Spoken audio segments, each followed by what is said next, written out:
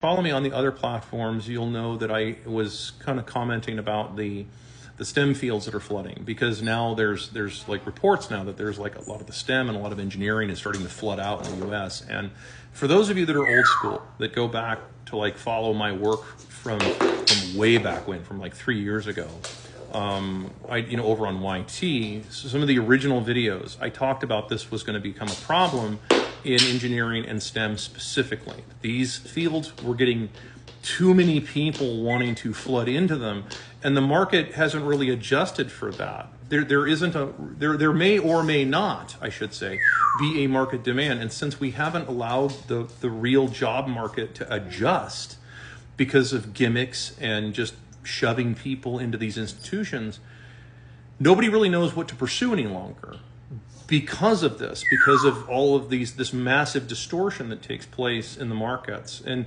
remember, the job market's a market like anything else, or at least it's supposed to be. Now, I know there are a whole bunch of people out there in capitalist land that don't like that. They don't like that wages go up and down with the market. They don't like that. They want to have down all the time.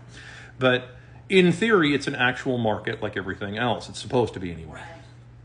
And so what we've seen is, or what they're reporting now, is that some of these fields are starting to flood out. Like, yeah, I mean, it isn't just the H-1Bs. It isn't just the number of people that they're bringing into the country. It's that too. That isn't helping. That's certainly not helping.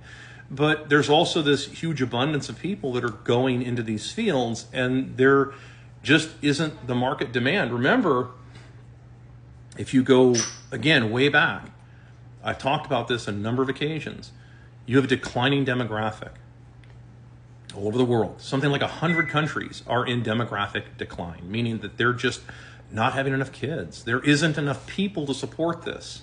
What is a market? It's just people. What is an economy? It's just people engaged in commerce. That's all these things are. So if you have fewer and fewer people playing the game, so to speak, then you're not going to have as much demand because you just have fewer people.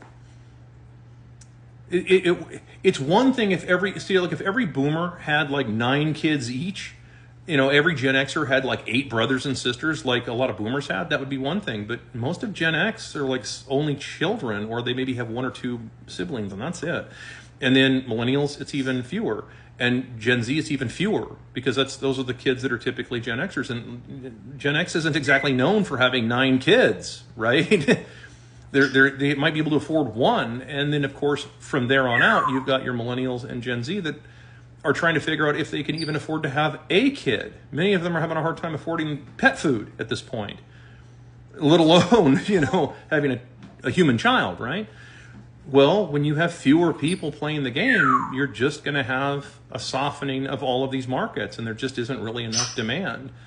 So your governments and your propaganda outlets, which is your bankers and your corporate oligarchs, they're just going to keep promoting this. Like, everything is great, everything's up. Oh my God, strongest economy ever. Like, it's a lie.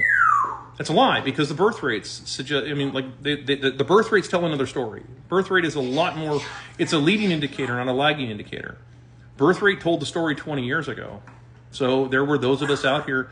I'm no demographer by trade, but I mean, I understand demographics, and the reality is that there wasn't enough people to support any of this. And so it doesn't surprise me that you have this. This is why you have all these banks sitting on houses. They don't want to sell them because they know the price would come down. There just isn't enough market to support this.